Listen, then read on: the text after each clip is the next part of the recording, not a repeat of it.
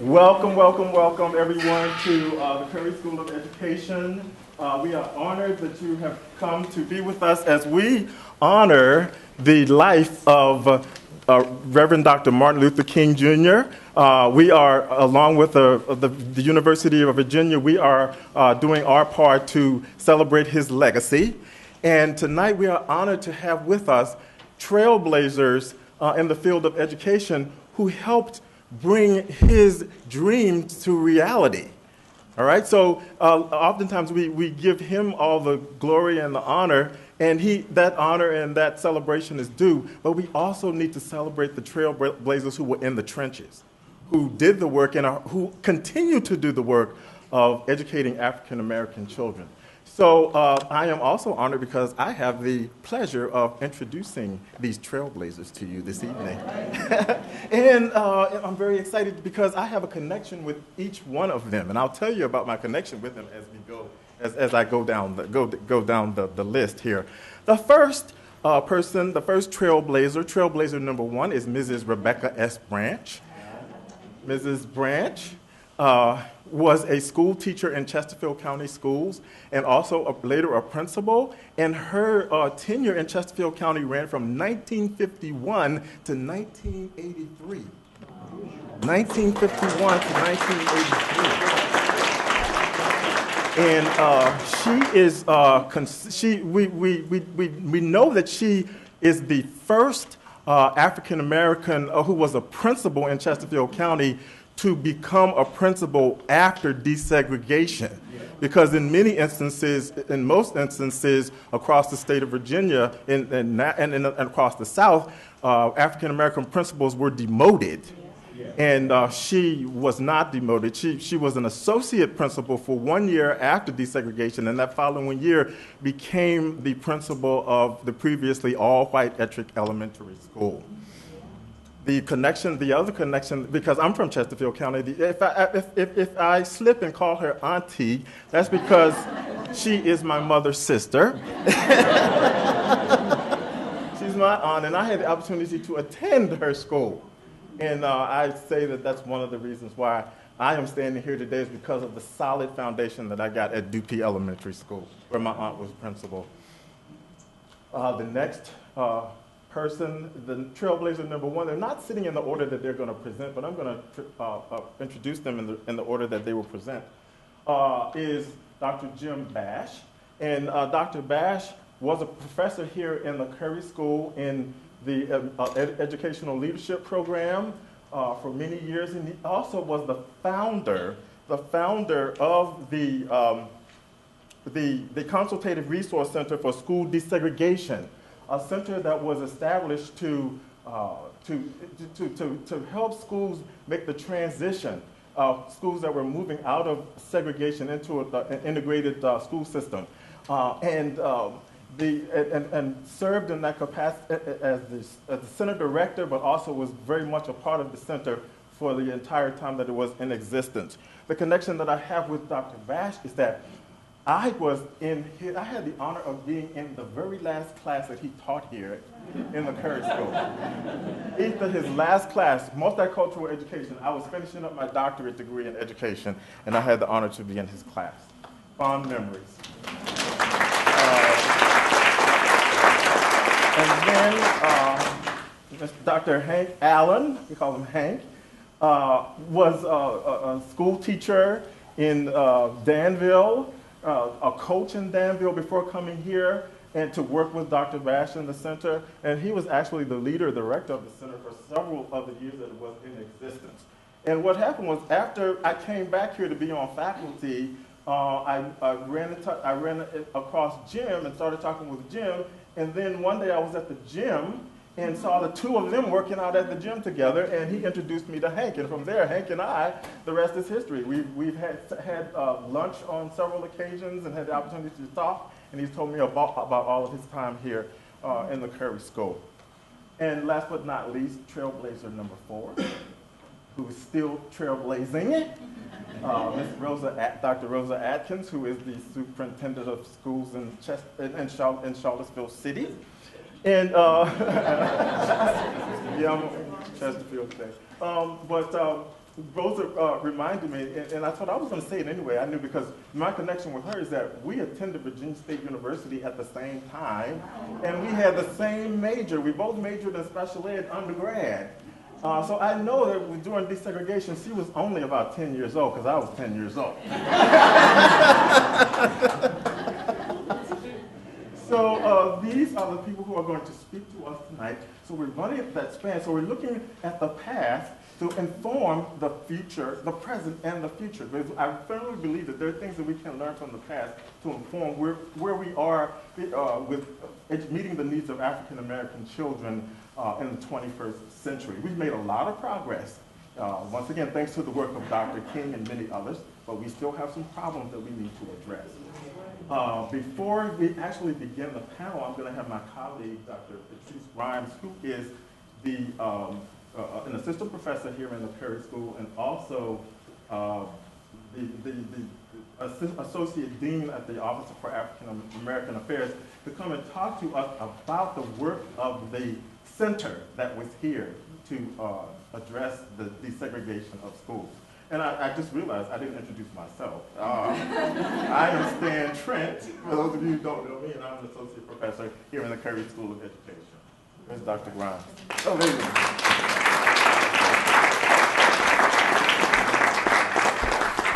Thank you, Stan. And while we're making connections, my connection to folks would be, Stan Trent knocked on my office door in the fall of 2007 and said, there are a couple people I think you might want to meet. And I walked into the room and I saw Jim Bash and Hank Allen, and needless to say, that was truly a pivotal moment for me, a defining moment not only for the research, but for just friendships and what I have so much learned from them and them mentoring me in the last few years. So even though the certificates say they're retired, professionally, they haven't retired. They're still mentoring many of us along the way. What I'd like to do for a moment before we continue with the panel is focus on a very important component that happened here within the Curry School in the University of Virginia during that time of desegregation. We're going to hear from Ms. Branch, who will very eloquently tell us about the time prior to that. And so the Curry Consultative Resource Center fits in the middle. It was during a period of transition when Jim and Hank and Nathan Johnson were very involved. I'll do that in just a moment. And then Rosa, Dr. Atkins, will then tell us about things that have been happening since.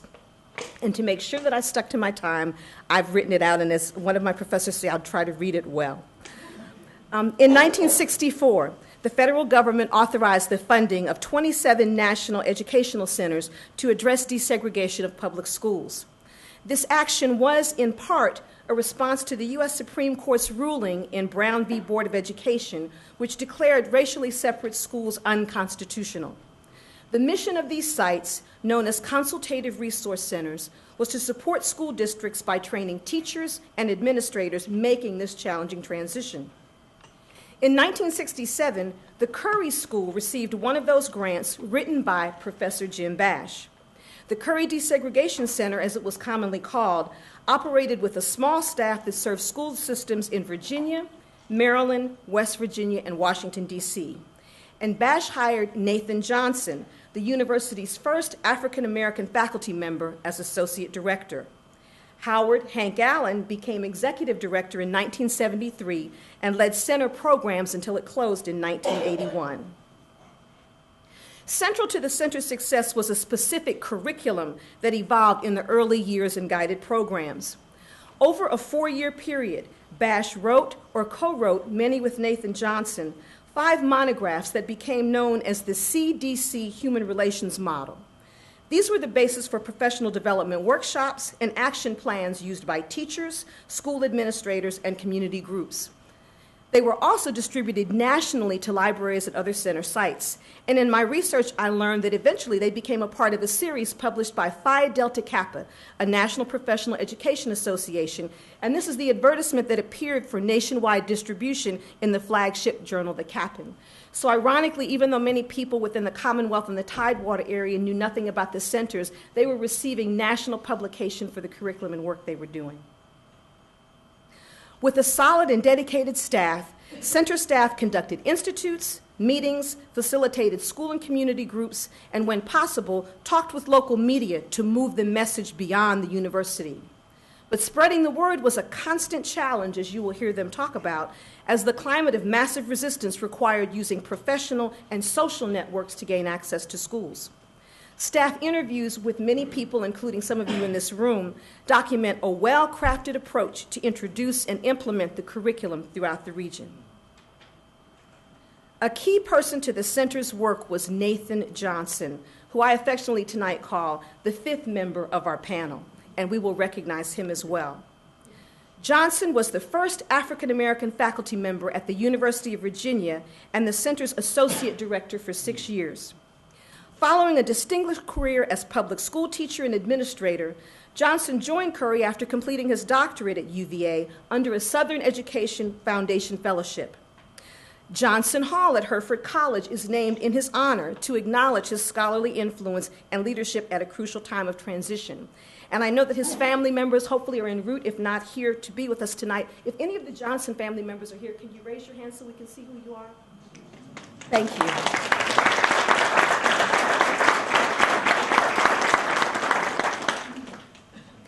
The center highlights one of the many little-known efforts to challenge the massive resistance movement for Southern school desegregation in Virginia and the South.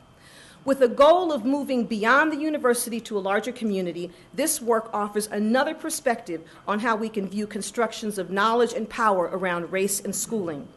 And most important, it can inform us of the possibilities as well as the challenge in school reform today. And now with my colleague Stan Trent, we have the pleasure of listening to our distinguished panel, the Trailblazers, to give voice to this movement at a very important time. Thank you.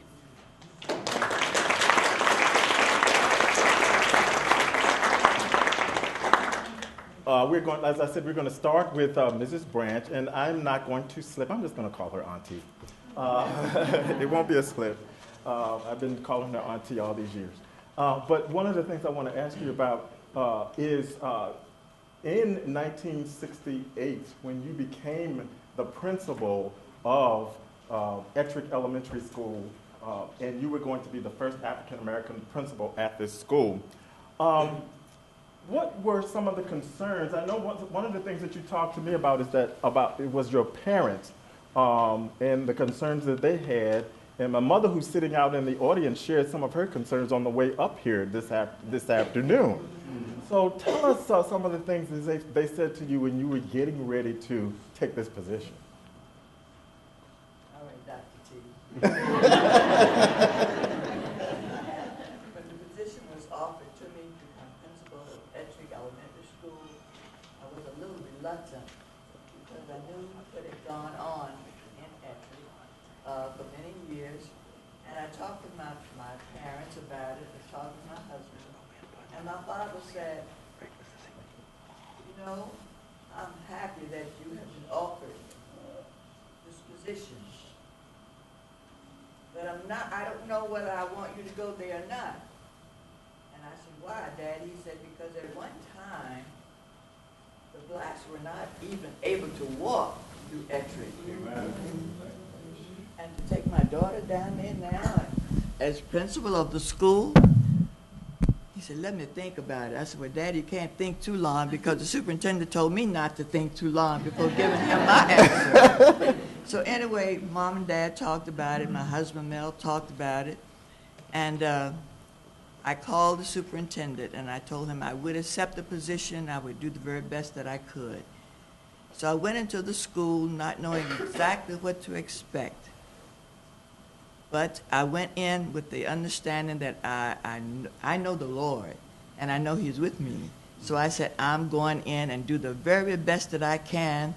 And we had meetings with the faculty. I talked with them, and I told them how I felt, and they shared some things with me. Some of them were a little reluctant also, of course, being the only black they had seen or worked with or dealt with, and had not really dealt with me at that time. But after meeting the people there and talking with them, we had a good rapport. And it was really wonderful working there at Ettrick School. The teachers, some of them were there when I went there. Some of them went with me. And I was happy to take some of the teachers with me. And those who were there, I had to work with them. They had to work with me. and we got along fine. But there were some problems, and sometimes with parents, and they were wondering about what would happen to their children. What was I going to do, or what were the teachers going to do? But encouraging the teachers to work together, you know, togetherness is so very important in working. You must have the understanding that you're not always right, and I'm not always right. But together we can do things to help the children, and that's the purpose of the schools, to educate our children to do their very best in school. And that was one of the questions you've already started answering. One of the questions that I have for you. You have these two groups of people who had lived separately for so long. And one of the things I wanted to say about Dupie Elementary School was that there was no achievement gap at Dupie Elementary School, the black school where my aunt was principal before becoming principal of Ettrick Elementary School. Many of the superintendents that she worked with told her that, and they couldn't understand, why is it that at your school, your children are performing at and sometimes above the level of white students in Chesterfield County. Mm-hmm. All right, so she was going there with teachers and with students who were capable and ready and able to be successful in this setting. But there were some hostilities, and there were some concerns that black parents had about what would happen to their children and teachers, and also white parents and teachers about their children. So how did you bring these two communities together? Well, Dr. T, it wasn't really easy, but it wasn't that hard either. Mm-hmm. Because the concerns of, as you stated, the parents, they were interested in their children. Mm-hmm. And when they realized that I was there to work with their children, we got to know each other through conferences. And communication is so important, very important. Whenever you're trying to do something with another person or other people, you must learn them. So we worked, we talked, we had meetings, we had conferences. They wanted to know what we planned to do for the children. I said, anything that we can do together to enhance the learning of these children, we're going to do it. We're going to work together, we're going to get it done. I'm not going to say, I'm going to do this, you're going to do that, but we're going to do it together. And that's what we did. And through working with them, and the superintendents worked with us also. And I was so very happy over that. We were able to get the children to perform very well. So much so that the superintendent, as you stated, assistant superintendent, wanted to know how were those children, why were they able to perform as well as they did. And I said, because we always aim to get good teachers. And when you get good teachers and good parents, teachers who are concerned about the children and dedicated, and you get parents who are dedicated and concerned, you work with your children, you work with the parents, you work with the teachers, and all together, coming together, we can do a fantastic job. So that's how we brought them together, through conferences and listening to one another. So commonsensical, right? But, I mean, how often do we not think about that, the importance of, and Jim and Hank are going to talk about that, because that's so much of what they did at the Consultative Center, is to bring people together to engage in dialogue. And that was one of the things that you had to do with black parents and white parents and black teachers and white teachers, bringing them together, understanding that when we do work together, when we do talk, we can see great things happen for our children. Dr. T? Yes. One other thing. One of my parents said, after we had been there for a while, she said, you know, I thought Mrs. Branch was going in and just turn everything around. This was, I'm ahead of myself. No, go right ahead, go right ahead. I got to Ettrick School. Go right ahead. She said, we thought she was going in and just change everything. And this is one of the African-American parents? This is, yes, Uh-huh. African-American parents. She said, but Mrs. Branch went in and she took her time. She did not change everything right away. She allowed us to get to know one another so that we could work together. And I said, no, that's not the way you do things. You go in and you study the situation, learn who you're working with, and you learn them, they learn you. We exchange our ideas, and we come together. And in that way, we were able to really work together. But see, they wanted me to go in and just put all the blacks in there ahead of things, in the school and everything. But that's not the way to work together. We work together by sharing. And I think you told me that that second or third year that the president of the PTA was an African American parent.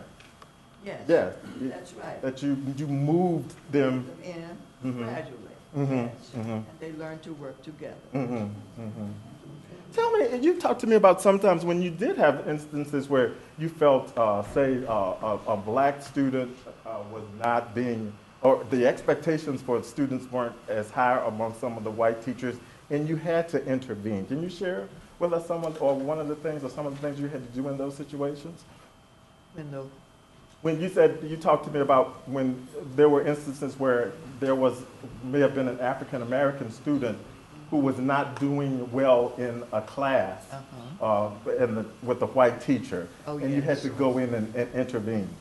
I did, and I remember very well. And parents, the parent of this particular child came to me and said, Mrs. Branch, my son is not performing well at all, and I know he is not working up to his capacity. So I talked with the teacher that he had at that time, and we thought it was better to move him to another classroom so that he could work to his capacity. He was not being motivated. That was the problem.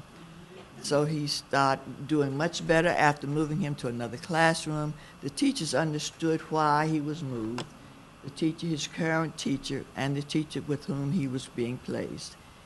It wasn't a thing that they had remorse, or attitude. Or anger, yes. Anger. It worked out beautifully.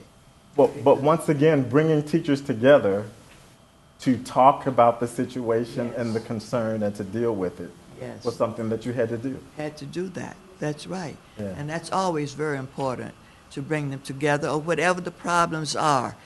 Coming together and talk. Communication is just so important. Very, very important. And I learned that. I knew that, but I learned it better after working with all people. And in doing so, the child was helped, the parents were happy, and it all worked out beautifully. But you've got to learn your children. This is one thing I stress with the teachers. You have to learn your children. You learn them by talking with them, going through their cumulative folders, finding out what they have done previously, their capabilities, and always instruct them to do the very best they can. We don't expect them to go in and be above average all the time, A students, but we want them to work to their capacity, do whatever they're capable of doing. And the teachers had to learn that and to know that even though they may not have done what they wanted them to do, if they're doing the best they can, that's all they can do. Work with them and help them to develop their skills and abilities. Thank you. And the last question for you. There are lots of professors in this room, and we're about the business of preparing teachers to go out and work with all children. So what would be your words to us? What would you want us to instill in the folks who are going to go out there and work with children today?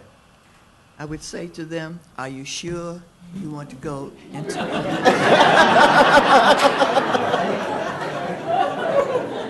and give them an opportunity, if possible, to visit some of the schools, find out what's going on, And when they go there and they see things that are going on, if they still have the attitude that they really want to go into the teaching profession and feel that they can do what's possible, what's needed for the children, then go on.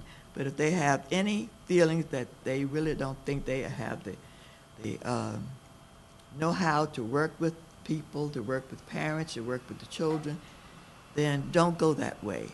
Because children really need someone who cares about them and who have the patience and understanding. If you don't have the patience, you don't need to go into elementary education or any situation, really. You've got to have the patience to work with the children. And as I said before, to learn them and want to do for them. Let them know that you care about them. So that was important, so very, very important. So that's how, you know, and to go into a school and see what's going on, that was one of the best things that you can get your children, your students to do if they want to go that way. Let them observe, go in and observe any situations that they can. Trailblazer number 1, Rebecca S. Branch. Thank you.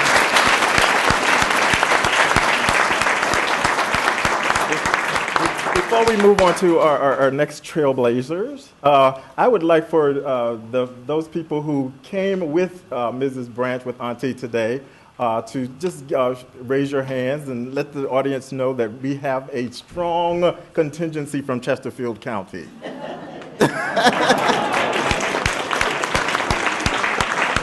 And the lady here, raise your hand, in the red jacket here. Raise your hand, please. Is my mother.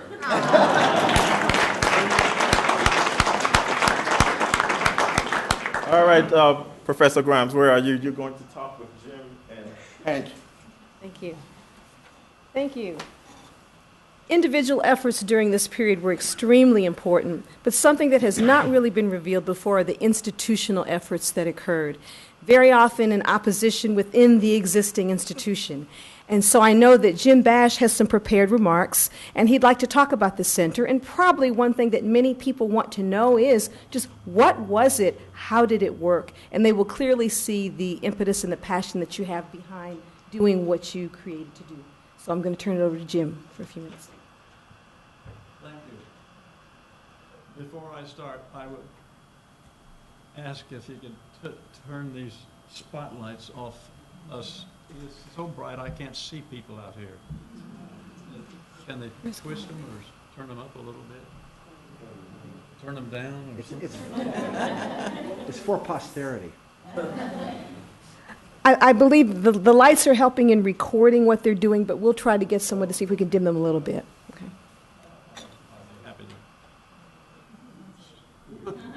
to. Set forth. Okay.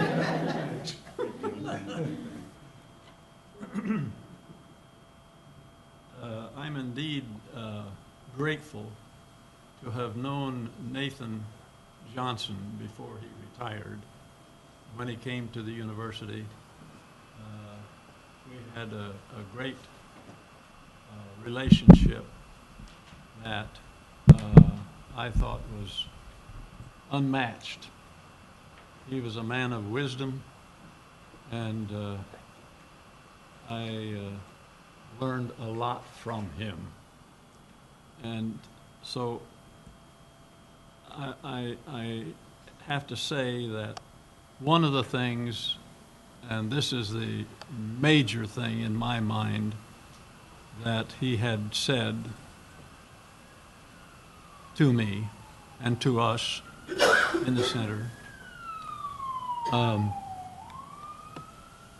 you know the word accord? Not the car accord, but the one that's the verb, accord, equal human status to any and all. And I thought that was the best possible advice that we in the center could give any of us, black or white, to follow, because it rose each person to a level possibly that had not been lifted before or even considered. Now just think about that for a minute. Accord equal human status. Don't talk down to me. Don't need to talk up to me either. Right on the same level. And that dictum has stayed with me since the day he said it. And young Nathan is here somewhere. Where is he? Hold your hand up, Nathan. I'm one of them. Okay. There's number 3 and 4 over there. Put their hands up, because I want I to know want who to they see are. who you are. I can't see through these lights. Nathan Johnson Jr., the third and the fourth are here with us tonight.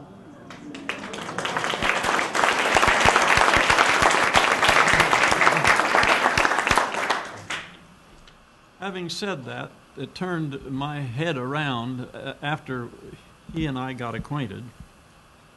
And the focus of the center, which I had the pleasure of developing and putting in motion and all that sort of thing, the center theme of the center, whether it was enunciated or not, carried out on that premise. So in your day in and day out pleasantries with people, or unpleasant trees with people, don't destroy their humanity. If you do, they won't hear you. And if you don't, they might not either. So you have to commit to this equal human status. Now, how do you do it? I don't know. You don't say disparaging things. You don't say unbelievable things about them. Things would be unbelievable. But you accept them for what they are and who they are, how they are, and when they are. And that was, in my estimation, as I think back about it, that was the fundamental gizmo, for lack of a better term, that we operated on in the center. Now, how did we do that? Well, we sent letters out to the state superintendents all over the state, after we put a team together within the center here in Charlottesville and talked it over a lot, said a lot of things, and tried to work with each other for a little while to see what we were about and how we could come together on this business of equal human status. I'm not going to put you down, and I'm not going to elevate you, but right straight out. So we developed what was, I guess, a 3 or 4 stage process wherein people would talk to each other and try to figure out what it was that the other person was trying to say, if there was a deviation from that business of equal human status. It worked. So we decided, the members of the center, I think we had 7 or 8 members of the center at that time. We started having these weekenders at different locations on invitation from the school superintendent or the principal. We also addressed our documents to them. Would you like to have a team? And we would put a team together, equal, 2 black, 2 white, 1 black, 1 white, whatever, depending upon the size of the group. And following that idea of equal human status, we started. We would meet for almost 36 hours in a weekend on invitation in a moderate but pleasant motel at no cost to the participants. And we said that we had to have equal representation of both black and white, so that we could get a dialogue going on the basis of this other thing that I've just been talking about. And boy, it was a lot of fun. Jim, I think it's important for people to realize as well that the curriculum that he designed was the series of booklets, and much of that curriculum is still being used in certain school systems in certain areas today, that it's something that's not been stagnant. And a new younger generation of teachers is also looking at that historically to see how that curriculum compares with curriculum today when we're talking about multicultural education, issues of diversity, and so on. And so the work that he did theoretically and empirically as well as experientially is something that we're still using today. I'd like to move, if I could, now to Hank Allen, who came into the center, was actually a part of one of those summer institutes that occurred, and subsequently, upon receiving his degree from the University of Virginia, was then invited to become the director in 1973. And Hank's years I call the lost years affectionately, because up until the time we started doing the research, much of what we knew about the center was through the booklets and the material up to 1971. But we've been very fortunate to find documents, materials, and talk to people, so we have been able to replicate what happened in the center very clearly between 1973 and 1981. So Hank, if you could just please share some highlights with us in terms of things that you remember that you think were critical for the center's growth and development from 1973 to 1981. Thank you. I want to thank all of you who have come out this evening to be in the midst of this conference. I go way back to Nathan Johnson and Jim Bash because they were responsible for me coming to the University of Virginia. Nathan, I was teaching in Danville, taught in Danville for 17 years. Nathan was the principal at, what's the name of it? Fielding? Huh? Carver? Yeah. Yes, in Fieldale.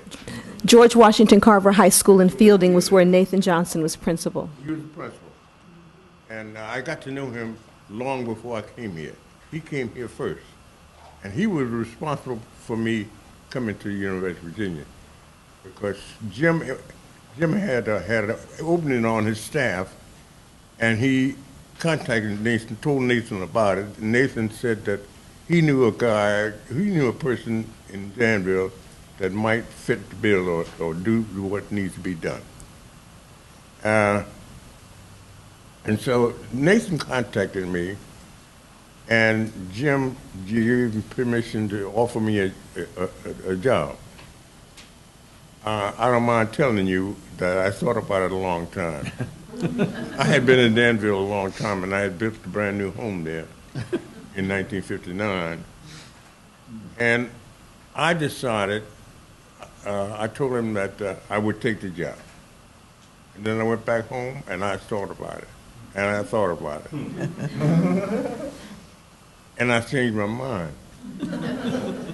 And we're glad you did. I called Jim Nathan and told him that I wanted to talk to him. And we talked for an hour more about that. Nathan said, Hank, I'm here. I know what's here. You need to come here. We need you. I says, okay. To make it short, the reason I came, the real reason I came was that I went to my family, my daughter, my wife. First I talked to my wife and I asked her, what did she think? She says, you know, you had opportunities to move to other jobs, but you didn't. And now you're at the critical stage in your life because you're 49 years old. And so at 49 years old, I came up to join Jim Bash and Nathan. I went to my daughter and asked her about it. She was in the last class, 1970, to desegregate in Danville. Danville always last. Do anything, you know, as far as segregation is concerned, because it was the last capital of the Confederacy. That's right. That's exactly right. So anyhow, she said that I'm going to finish high school. She was a senior that year. She said, I want to finish. So that year, I bought a brand new Toyota, commuted from Danville here, worked during the week, and went back home over the weekend. I did that for a year. And then when my daughter finished, we finally moved here. She went on to college. And I've been here ever since. And I'm gonna be here. I think I'm gonna stay here. Are you looking at faculty positions by any chance? I know I've talked about something that's really not related to our work in the center. But that's important, though. We need that context. Let me tell you something about working in the center. I started out in the center as a group leader. Jim asked me to be a group leader. And I will always remember the first group I worked with, 13 people, 7 white, 6 black. Why we do that? We always worked with a majority white. Why? Because we knew white people, something about white people. They worked very well when they worked and they're in the majority.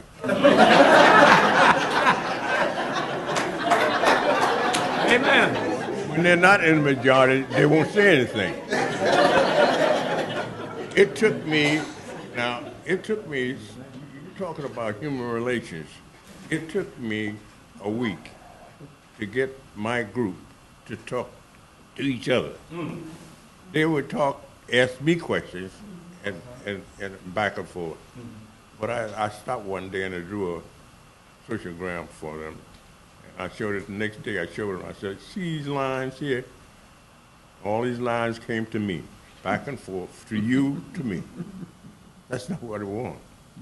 I said, you're gonna have to learn to talk to each other, respect each other. I said, in September, I'm going back to University of Virginia. And you're going to be out here working with these teachers and principals, and you're going to have to do it whether you like it or not. And so you may as well learn right now how to do it. And so that was the beginning of the desegregation of the staff. I enjoyed my work at staff because we were able to study while we were on staff. We were able to study while we worked. We worked, scheduled our classes around our work. And that's why it took me 4 years to get my doctorate. But I did. And after I got my doctorate, Dean Cherry asked me, he was Dean, Jim had left and gone back to School of Education.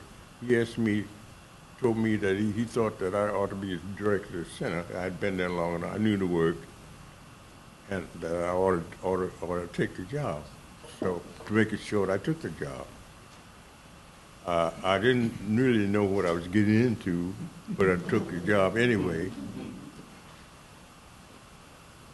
But I tell you this, that period, during that time, when I worked in the center, with the center, I learned more about people than I ever knew in my life. You see, because we were dealing, Jim has hit it, he has said a little bit about it, but he didn't get into it too far.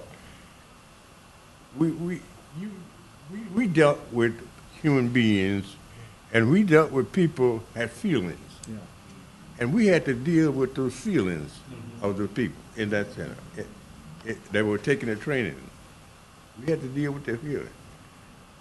That's why I say to you that I learned more in that center than I ever learned anywhere else, including the doctorate too, than I ever learned before.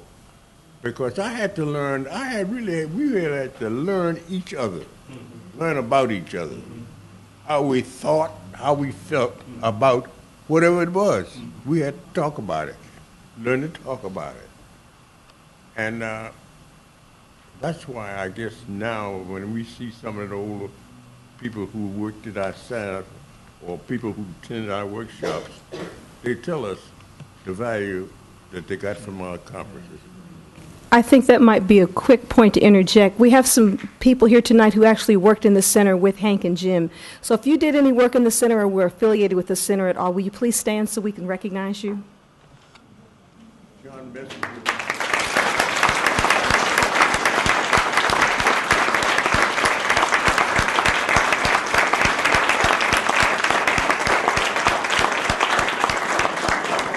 Thank you. Okay. Hank, in closing, could you give us one example of something you remember that you really felt that the center made a difference in the work that you did?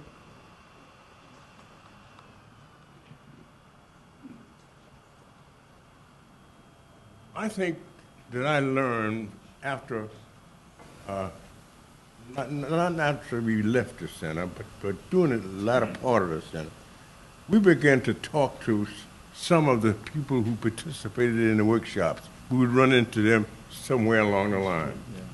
And they would tell us, they were still teaching and being administrator of the school. And they told us the value that they got from our workshops. And they translated that to the students in the school. And they said that they got more out of that than whatever we did, because that was the beginning of it. That was the crux of the whole thing. You had to respect, and Jim has just talked about it. We found that you have to respect people. See, you have to respect people if you want them to work with you. Yeah, that's absolutely right. You want to get a job done, you have to respect them. And we learned that early. And we were very pleased to learn that, because that stayed with me to this day. You're looking at a young man here that's 92 years old.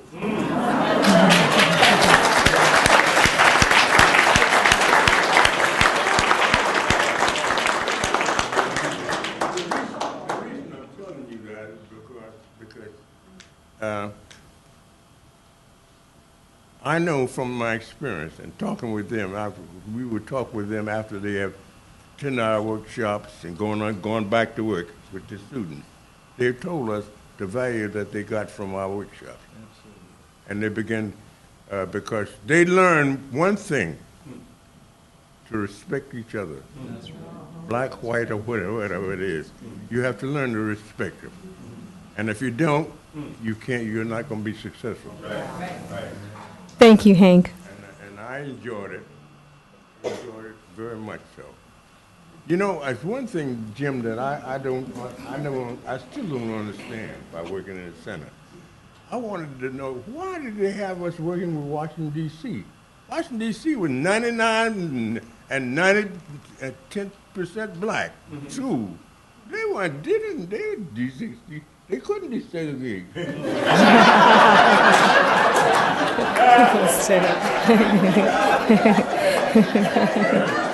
but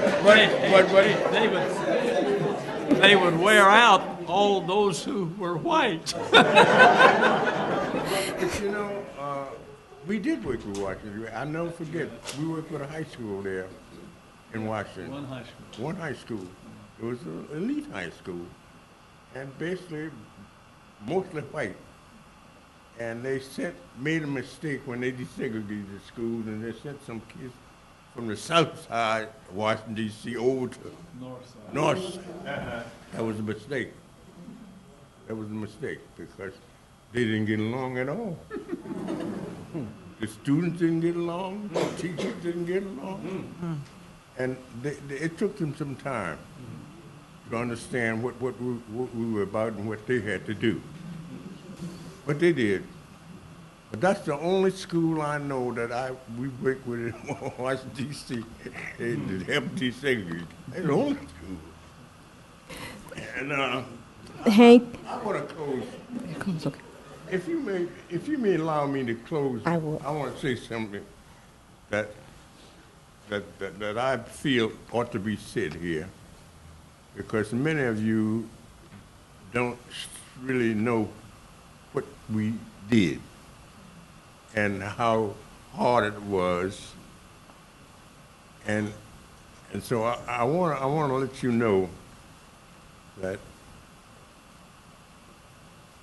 in working with people, that's the hardest job that you can do in life. Working with people. I enjoyed it tremendously. After it's all over, yes, I enjoy it. I enjoyed it so much while I was working with it, though. But we had to. And just something I want to say, and then I'm going to sit down. I'm going to stop talking.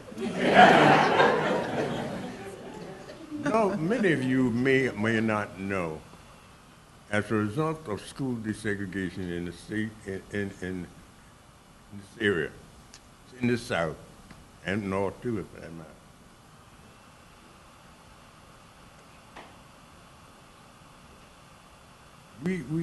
we learn a lot. We learn a lot from each other. We learn something that we could never get out of a book, a textbook. And I appreciate that. When we started the desegregation process in the state of Virginia, for instance, there were 114 black secondary principals. When they finished desegregating the schools in the state of Virginia, in particular, we had 14. Now, if you ask me what happened to the assistant principals? I don't know. They disappeared. The counselors disappeared. The black coaches disappeared. The music directors disappeared. As a result, the students had problems in school. The black students had problems because they had to go from black school to white school. That was the way they operated. And we had some black students in our school that knew what was going on. And they started asking questions in these predominant white schools, the segregated schools, and the white people couldn't answer them. Yeah, they want to know where are our principals. They couldn't answer them. They wouldn't answer. And you see, this is something that's not good, but you need to know this. This is what happened. This is what happened. Something else happened too that you would like to know. We lost a whole generation of young black males. Yes. Nobody talked about this. People don't talk about it. But those of us who worked in the centers, especially, we knew what happened to them. Those kids, you know where they are? In jail. Yes. We have more black kids and black males in jail than we have in college. You need to know that. You see, so all that we did, there was some other work to be done, and still some work to be done, because we're getting ready, and I'm going to shut up.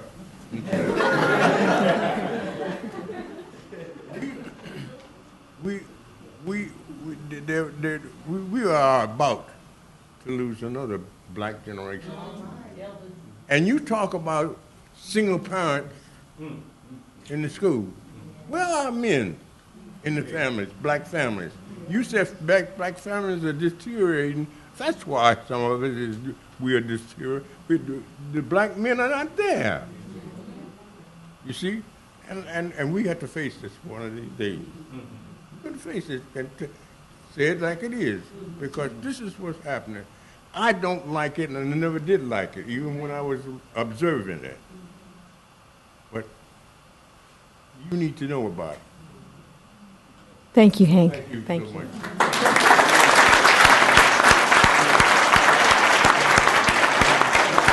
Thank you, Hank, and thank you, Hank and Jim. for talking to us about the work of the center.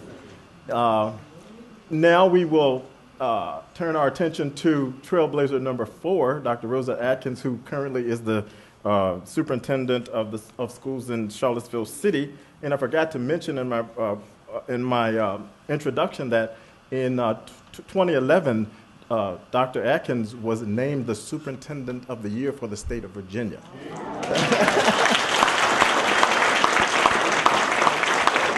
And we know that since she's been here in Charlottesville since 2006, that she has definitely worked to improve outcomes for all children in the Charlottesville City school system. So we want to hear from her about some of the reforms that she has in place, or she is putting into place, to really bolster the achievement of all students, and particularly African American students. And anything else that you would like to say, any comments that you would like to make related to some of the remarks that the other panelists have made this evening.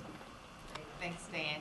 I'd like to say just thanks to my colleagues here. It's an honor to be sitting here with you and listening to all that you've done and accomplished over the years. As I was listening to Auntie, Miss Branch, talk, the tenderness in her voice reminded me of the tenderness that I heard amongst the teachers that taught me when schools were, before they were integrated,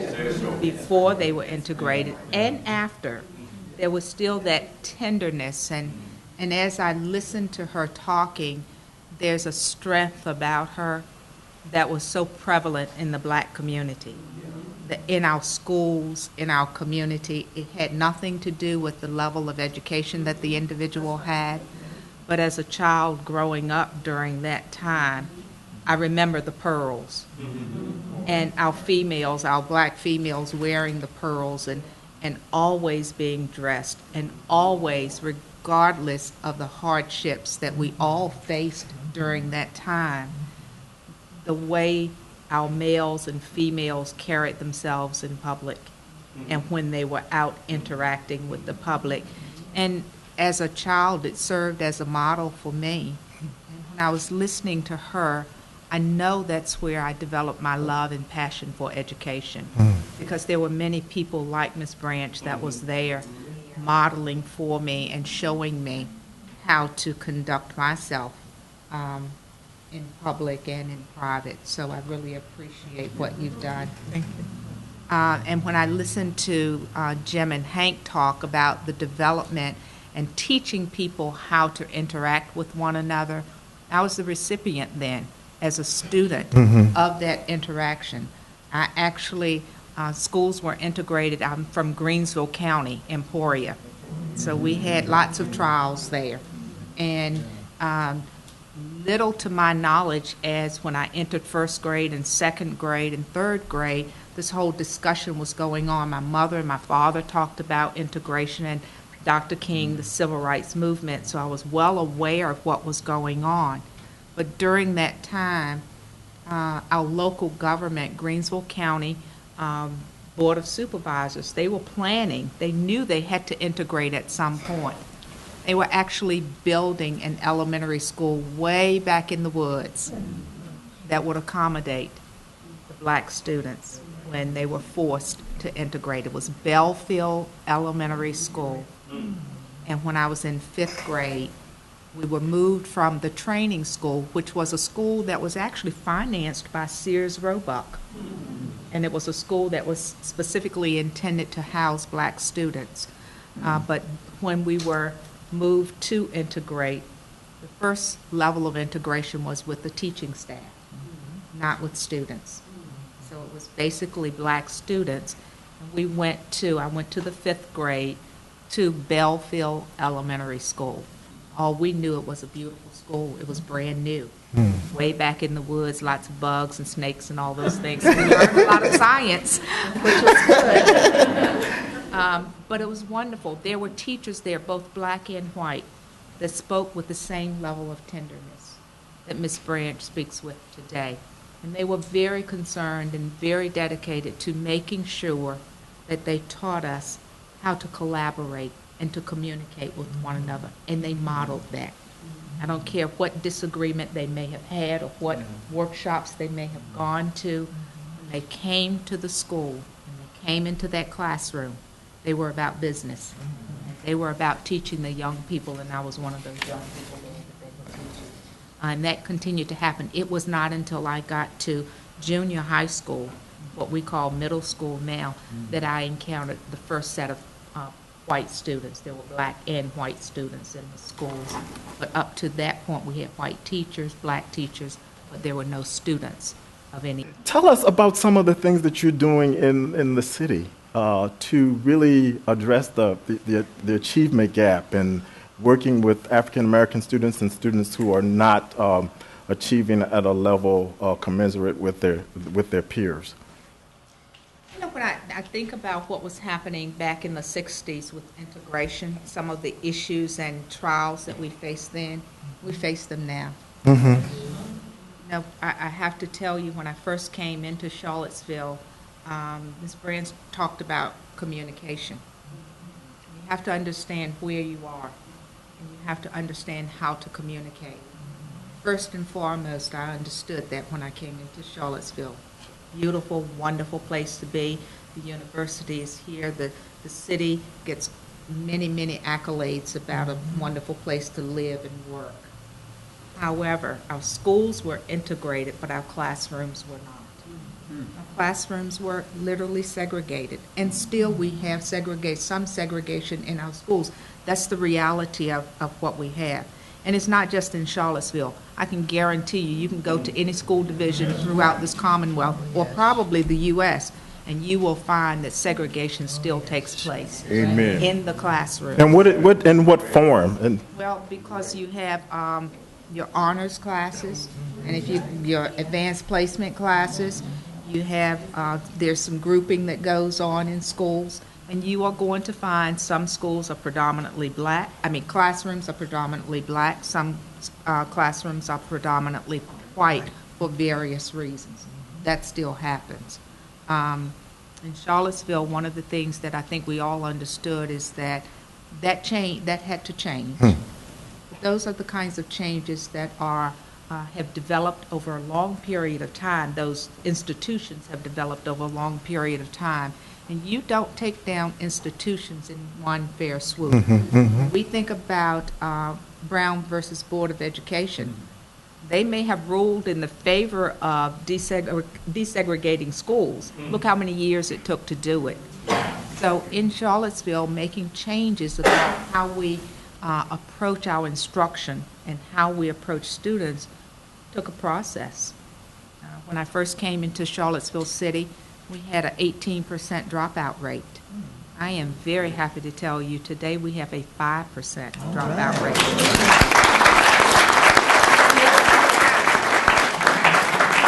It's a long way from 18%. We had, our graduation rate was in the low 70s. We are now 86% graduating from high school, and that's in a 6-year period, and we're moving now. Hopefully, at the end of this year, we'll be in the upper 80s, low 90s. We have students who now are interested in learning. It all goes back to collaboration, communication, and that big old L word, love. You have to love your children. You have to love those who come in with tattered clothes on. You have to love those who come in cursing you. You have to love those with BB guns. If any of you read the local paper, love them all. You have to love them and take them from where they are and move them forward, and help them to develop hope about tomorrow. And you have to love your teachers, because teachers come in the classroom wanting to impart knowledge, and so you have to love them too. And you have to walk with students and teachers and principals and administrators all along the way, and not try to tear anyone down. So treat everyone respectfully, regardless of ethnicity, and instill hope in the students, the teachers, and the community. Could you give us one example of what you did to really break down this piece where you had the segregation and getting African American students into those upper level classes? I'll tell you one program that we have that's a huge success. It's called our WALK program. WALK, W-A-L-K.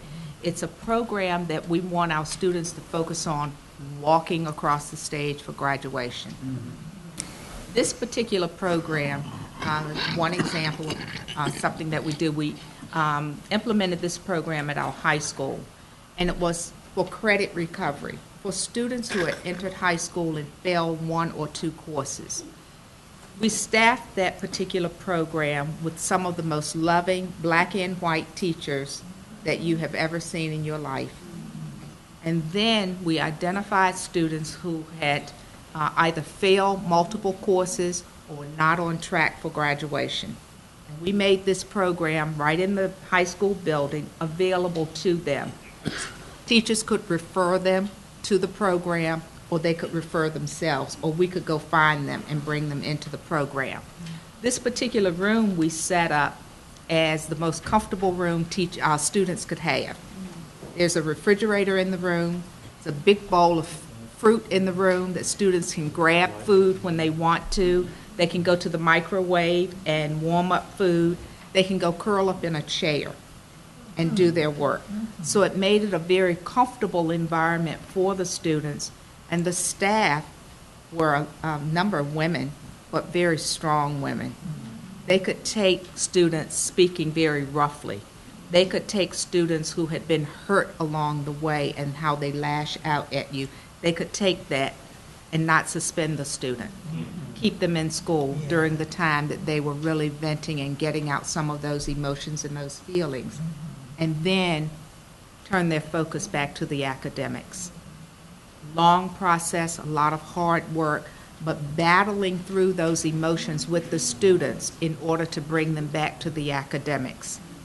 We started seeing well over a 95% success rate with students passing the SOL test. Wow. We started getting phone calls from students saying, may I come in? I dropped out of school, but I'd like to come back. We ran the program during the day, in the evenings, and even on Saturdays. We actually ran it some on Sundays too. But the students were so determined that they wanted to be a part of that program and they wanted to graduate.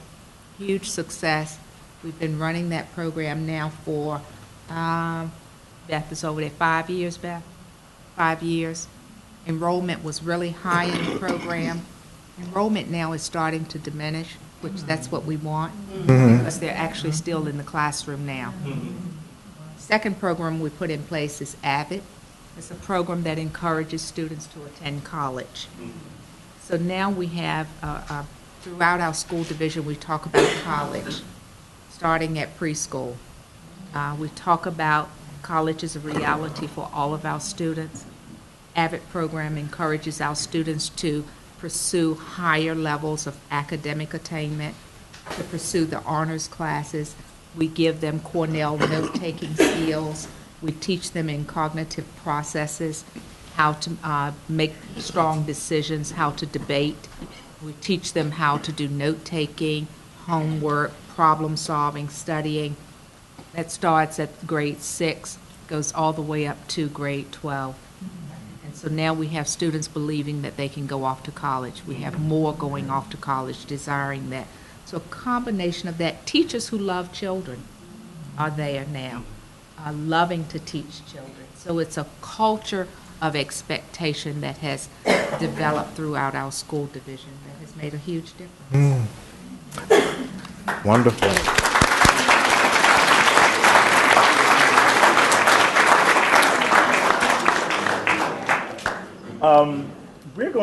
We have a few minutes for question and answers. So do we have someone who wanted any questions?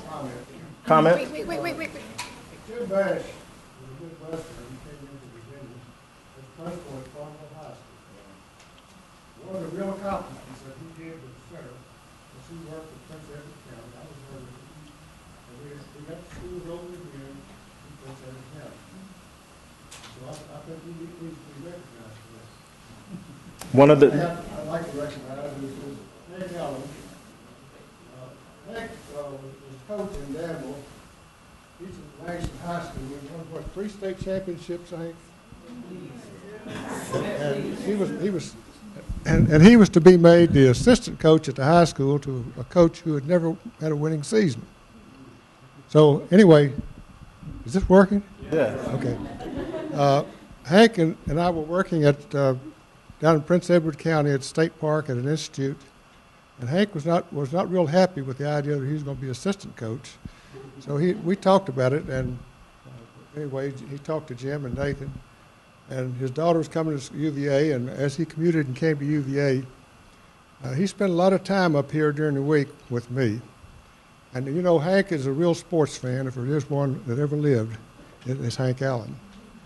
UVA in 1966, when I came in here, was 2,400 students, undergraduate, all male, all white, well, pretty well all white.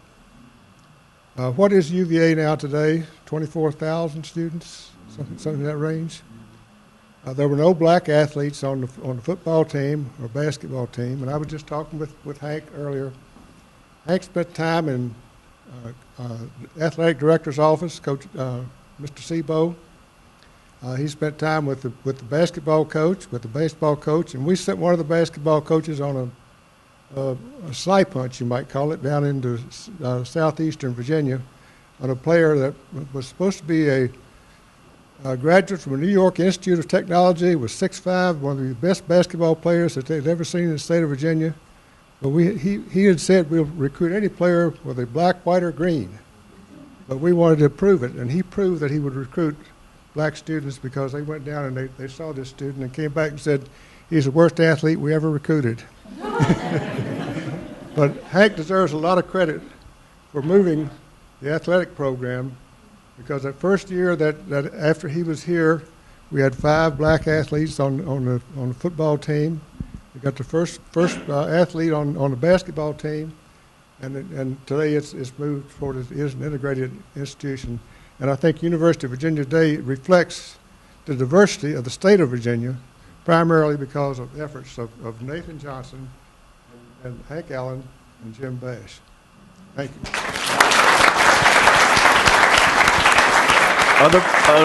Another question or comment? I'm Daisy Rojas. I'm granddaughter to Jim Bash up there. And I just want to say thank you so much to the Curry School and Patrice in particular, Dr. T also, for doing this. I know it's been many years of work from Patrice, and to thank the members of the panel and also Nathan Johnson for the work that they did for so many people across the country, not just for Virginia. And to say on a personal note that I'm sure every one of these people has touched their family members the same way that my grandfather has done for his family.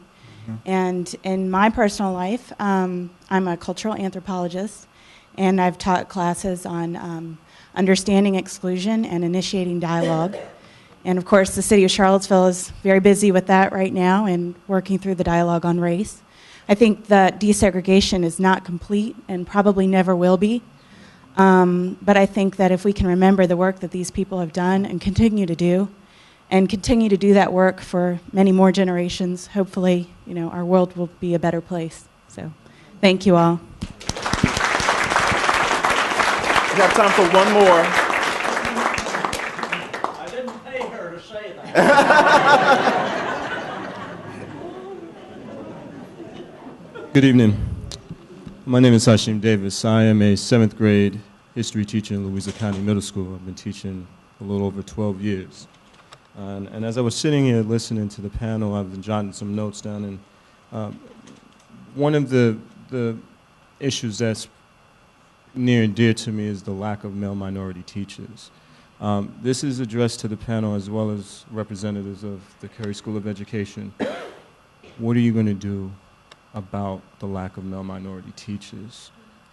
For the panelists, do you see integration as sort of the cornerstone in terms of a drop-off with male minority teachers? I'd like to speak to that. I think one of the issues that we have currently is that during the time that I was going through high school and trying to consider a career, there were not many options for African Americans as far as what to major in college. So education was one of the few options that we had, or that was well publicized. So education was there. We got scholarship money for going to college to major in education, and most colleges and universities had a teacher preparation program. Today, that's not the case. When African Americans, and especially African Americans who are strong academically, graduate from high school, there are multiple options, career options for those individuals. When you start thinking about how much negative publicity education receives, not only in the Commonwealth, but across the nation, our young people in high school are not shielded from that publicity. They hear about it, they see about it, and so when they start trying to make a decision as to what career, first of all, they think about the income that they will earn. What about the quality of life that they will have? Education is a very difficult field to go in. Yes, I would love to have more African American teachers represented in my school division, but there are very few colleges and universities now that continue to have a teacher preparation program. Many of them are very small programs, and there are even fewer African Americans making the decision to go into education. I was recently down at my and Trent's alma mater, Stan's alma mater, Virginia State University, and I have George, Dr. Glass is here, and we were looking at the teacher preparation program. I believe that night you had 2 graduates coming out of your teacher preparation program, 2. So I'm competing. My school division is competing with every other school division in the Commonwealth for those 2. So there are not very many. It's a very small pool. We send out a net pretty wide. I would love to have more, but we have to make education a more attractive place to be and to work. Yeah. Wish we had time for more questions, but we don't. At this time, before we finish, we would like to give thanks once again to our panelists, and one of the things we'd like to do is to present them with certificates. So if you would, yes, we have a certificate, and it reads, the Certificate of Appreciation. This certificate is awarded to the honoree, Ms. Rebecca S. Branch, in recognition of her contributions to equal rights in education, 2012 celebration of the life of the Reverend Dr. Martin Luther King Jr., Curry School of Education, University of Virginia. Signed by our Dean, Robert Pianta, January 23rd, 2012.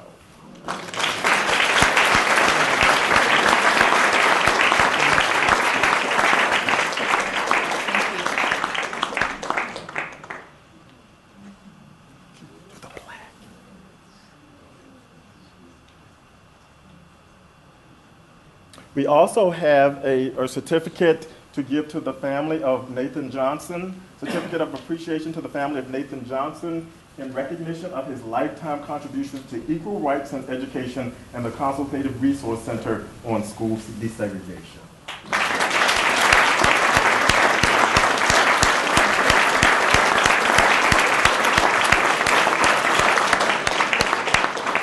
Now we will have closing remarks and an unveiling of the plaque by our Dean of the School of Education, Robert Pianta.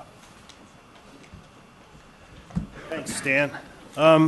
Thank you all for being here. I can't say enough how honored I am that you 4 panelists have joined us this afternoon and this evening, and to the family of Mr. Johnson, thank you very, very much for being here as well. This has really been a remarkable event. So we're kind of celebrating and recognizing the work of these trailblazers, and I thought I'd just comment on a couple things that that came out to me in sort of what they were saying, and it was. It was remarkable to me, and I think to everybody. We all commented on it throughout the sharing of that the work was important. Okay, it was timeless.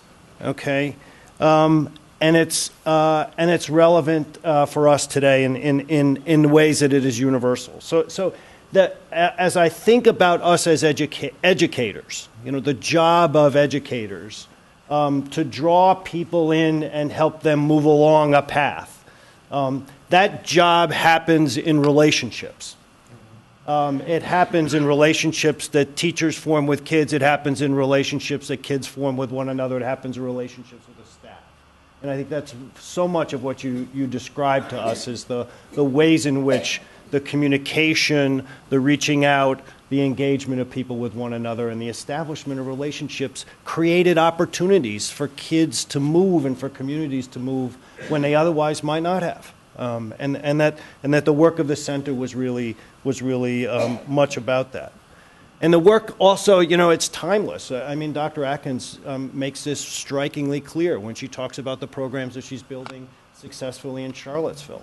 The work that was important 40 years ago as educators is still important and might even be more important now, okay, because of the challenges may even be more complicated that we face now. The ways in which our society works across economic lines, across ethnic lines, across racial lines, across geographic lines, and the pressures on kids and educators now are just so striking in many ways. I think one of the things that I took from Jim and Hank's stories and memories are about the time that you had to create relationships. And relationships need time, and communication needs time. And I bet most teachers that we work with now, Rosa, would feel there's no time for this. We've got to do X, Y, and Z to, get this material into our kids. And I worry about the way we design schools when we don't have time for relationships. So it's important work now. And it is universal. At various times, and it still is about race, but it's also about the language you speak, or the abilities or disabilities that you have when you show up to school, or the beliefs that a teacher may have about your performance and the expectations they have, where you grew up, how much money you made. We have all sorts of ways of, segregating and drawing lines around people. And I think, what our Trailblazers talk to us about and the way that this work is universal is that, essentially human relationships are universal. They're common. We share much more in common than we think we have that's different. And we kind of hunker down in the differences. And your lessons to us are that we can reach across those differences and find common good. So we are very, very grateful for your work, for your spending time with us tonight. And we want to remember the work of the center with this plaque. But before I unveil the plaque, I want to also note that I became dean just a little over 4 years ago. I've been to Curry School for a long time. The single very first meeting I had was with Hank Allen and Jim Bash, who showed up in my office and said, okay, this is our story. This is the center. What are you going to do? What are you thinking about? I mean, it was really quite a test. And I have great regard and respect for them, both in their reaching out to make that meeting and conveying how important the work was, and for their sort of kicking the tires on me to see if we're going to continue this work in many ways. And so we're going to commemorate this plaque, and we're going to remember the center, but we're also going to try to think of ways and work hard on the ways that the center and the work that's been described here tonight, that there's a legacy that carries forward. The question about African American teachers is a serious one that we take seriously. It is not an easy solution. There's no easy solution, but we are opening up undergraduate programs for students who can be directly admitted into our teacher preparation program. So in ways that we can begin to cultivate a pipeline of young males who want to become teachers and draw them directly into the Curry School rather than have to sort of select them through some other administrative routes that make it harder for us to select them. So all of these challenges are challenges we meet on many, many fronts. And most of those fronts involve connections and relationships. So let's celebrate the connections and relationships that are recognized by these that have been blazed, if you will, by these trailblazers in the plaque. So I'm just going to walk over here and unveil it and read it. Patrice, you should join me, I think, because you are central to the work in helping bring all this together. We wanted some way for us not to forget and build on the work, and so this plaque has been designed. It will hang in the hallway here to commemorate the center, and it reads, "The Consultative Resource Center on School Desegregation at the Curry School of Education, 1967 to 1981. In an era of Virginia's massive resistance to public school desegregation, after the 1954 Brown v. Board of Education decision, the Consultative Resource Center at Curry was one of the 27 national sites that assisted local school districts in desegregation efforts. Curry professor James H. Bash authored the first grant and directed the center with Nathan E. Johnson, the first African-American faculty member at the University of Virginia. In 1973, Howard W. Allen directed efforts until federal funding ended in 1981. With a small, dedicated staff, their leadership provided support to teachers and administrators in Virginia, Maryland, West Virginia, and Washington, D.C. This work became the cornerstone for university courses and programs that exist today. January 23, 2012, Curry Community MLK Celebration Program, Holiday Hall.